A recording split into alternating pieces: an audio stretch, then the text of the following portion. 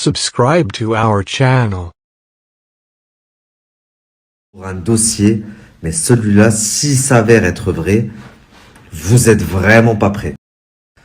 Donc, par rapport aux collaborations, au placement de produits d'Abza, l'autre fan déséquilibré, là, Amel, Melia, appelez-la comme vous voulez, je me suis longuement posé la question, comment elle se faisait payer, étant donné qu'elle ne donne pas son nom, elle ne donne pas son prénom, elle ne donne pas son adresse, elle n'a pas de société. Donc forcément, c'est que elle ne déclare pas ses placements de produits. Aucun, rien du tout. Et elle se fait payer de façon suspecte, étrange. Puisque comment vous faites pour payer quelqu'un sans son nom, sans son prénom? Même à distance, c'est très difficile. Un PayPal, il y a une traçabilité. Un compte bancaire, un virement, il y a une traçabilité. Un Western, il y a une traçabilité. Il faut un nom, un prénom, etc.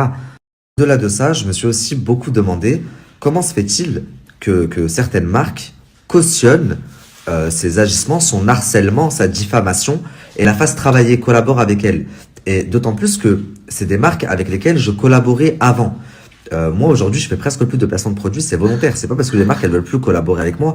Quand je suis revenu dans le game, il y a 1 an et demi de ça maintenant, on m'avait enlevé mes réseaux sociaux pendant 1 an. Bah, en fait, ça m'avait tellement saoulé, tout ce délire de placement de produits et tout, que j'ai fait une overdose.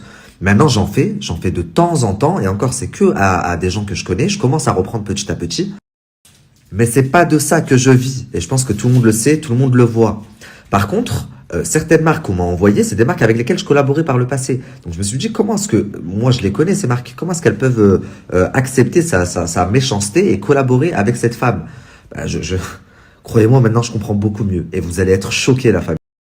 Donc j'ai été contacté par des marques qui m'ont expliqué le pourquoi du comment elles en étaient venues à collaborer avec cette fan déséquilibrée. Et vous allez voir que le nom lui va à merveille. D'autres qui m'ont contacté en me disant qu'elles les avaient menacées de les afficher si elles collaboraient pas avec eux et qu'elles avaient refusé. D'autres qui m'ont contacté pour me dire qu'ils se désolidarisaient complètement d'elles.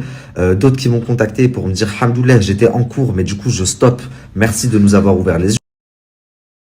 Est-ce que tu crois vraiment que moi je vais lui permettre de s'en prendre à vous? Regarde. Non, mais je comprends Nabilola, il n'y a pas de souci. De toute façon, j'ai rien de plus à te dire. Tu as déjà tout résumé. Je viens de regarder du coup vite fait la story en urgence, du coup, il y a eu ça. Mais grosso modo, voilà, c'est ça. C'est qu'en fait, elle te contacte pour te dire oui, attention, je vais te balancer, il y a des retards de colis ou peu importe, tu vois, le site, elle cherche des trucs. Moi, c'était un retard de colis. Voilà, on avait fait des précommandes et puis tu sais comment c'est, les gens, tu fais des précommandes, ils comprennent pas. Du coup, elle en a profité. Et voilà, puis ce qui s'est passé, c'est simple, c'est que, enfin, mon mari, pareil, moi aussi, je pense que c'est pour ça il y a eu confusion. Nabila, elle pensait que c'était moi parce que moi aussi j'ai un mari et moi aussi, il est énervé contre ce genre de pratique. Et en gros, grosso modo, c'était tu payes, je te balance pas et je te fais ta pub, tu payes pas, je vais t'en mettre plein la gueule. Et donc, moi, la première, c'était pas une menace, mais une menace déguisée. Et puis moi, j'ai fait genre, je comprends pas. J'ai fait un peu la beubeute, la ragouna, j'ai pas compris. Ok, merci Salem, tu vois. Je me suis cassée, je me suis dit, vas-y, ce genre de truc, ça m'intéresse pas. Et elle a affiché un placement. En fait, c'était Tarek.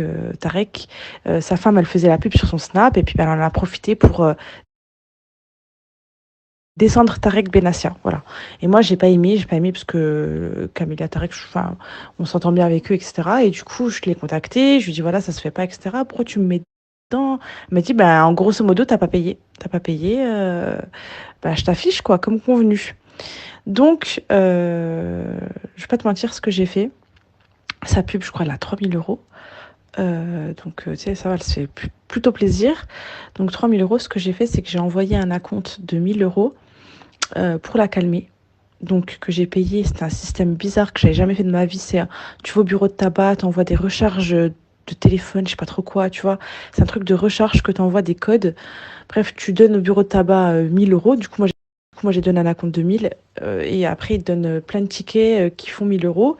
Et elle, je lui ai envoyé des codes.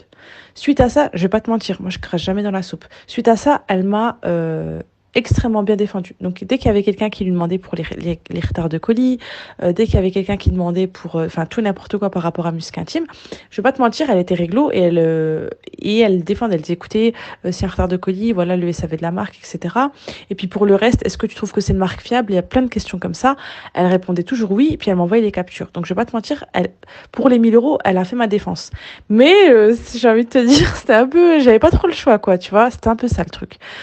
Et puis voilà, pour pas te tenir plus longtemps, j'abrège. Et puis là, voilà, pour être honnête, donc là, elle attend en fait les produits. On est en rupture sur une référence, donc le temps qu'elle la reçoive, etc. Et là, ça fait une semaine en fait, je la fais poireauter parce que j'ai pas du tout envie de m'associer avec elle. J'ai pas du tout envie de, je cautionne pas ce qu'elle fait. En plus, enfin, pour une marque, dis-toi que c'est pas logique parce qu'elle défonce les influx avec qui on travaille. Donc, on n'a aucun intérêt de travailler avec elle. Donc, ça fait une semaine, je la fais galérer un peu avec le colis, etc., mettre du temps à l'envoyer. Justement, j'étais bloquée par rapport à ça parce que je me suis dit, je veux pas bosser avec elle. Je veux pas non plus me faire racketter parce qu'en gros, je veux pas non plus lui envoyer de l'argent puis elle me fait pas ma pub, tu vois, parce que pour moi, je considère que c'est du racket. Sinon, elle me menace. Du coup, ça fait une semaine, je galère. Mais là, Alhamdoulilah Nabil, je sais pas, tu sors d'où. Alhamdoulilah Ya Rabbi, merci beaucoup.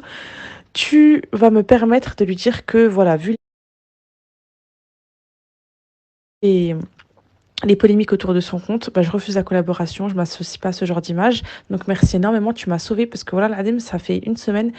Là, elle a bête de recevoir le colis là que j'ai envoyé et je me suis dit comment je vais faire quand elle va revenir me dire allez, envoie 3 000 euros, je te fais ta pub. Je me suis dit comment je vais faire pour lui dire non, mais en même temps faire en sorte qu'elle me poucave pas, qu'elle me dénonce pas, qu'elle me fasse pas chier, tu vois.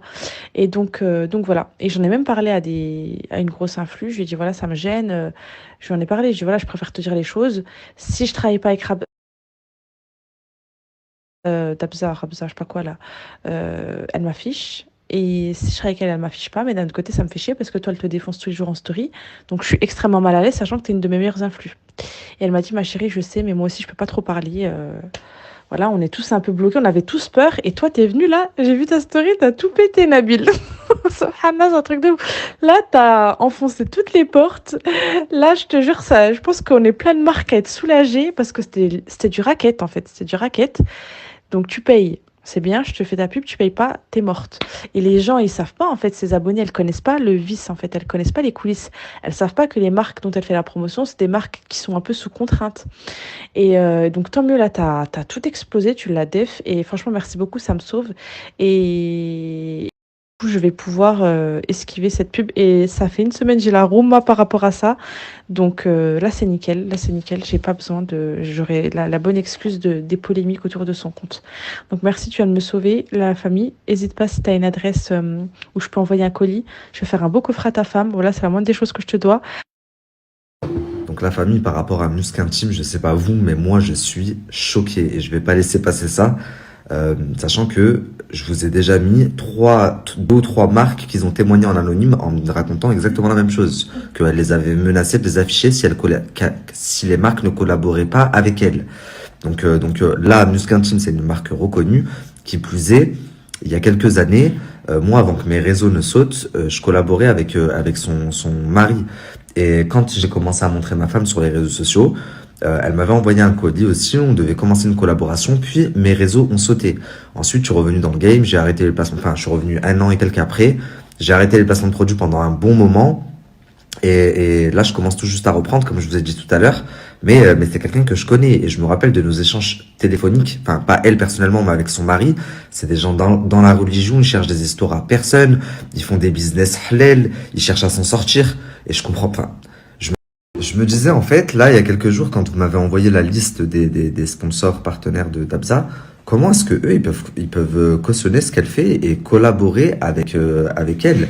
Parce que en collaborant avec elle, bah, c'est ça qui la motive et qui lui donne envie de continuer dans sa connerie et dans ses stories d'acharnement, de diffamation. Parce que derrière, ça lui rapporte de l'argent.